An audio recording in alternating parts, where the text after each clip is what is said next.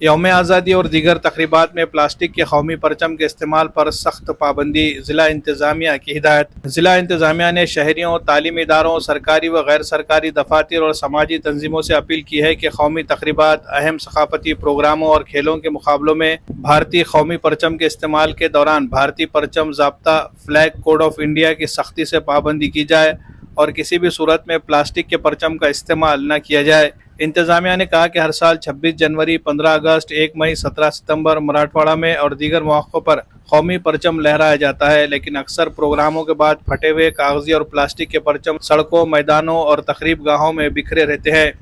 جو پاؤں تلے روندے جاتے ہیں اور اس سے پرچم کی بے حرمتی ہوتی ہے۔ بھارتی پرچم ضابطے کی دفعہ 1.1.2 سے 1.5 میں پرچم کے درست استعمال کے بارے میں واضح احکامات ہیں، جبکہ دفعہ 2.2 کے تحت صرف مخصوص مقاصد کے لیے کاغذی پرچم استعمال کی اجازت ہے۔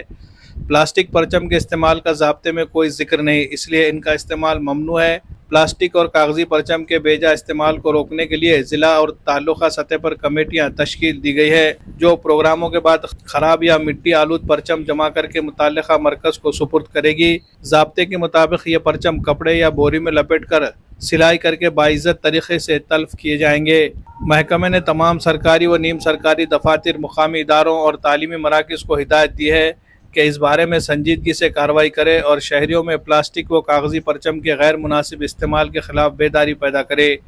Bureau report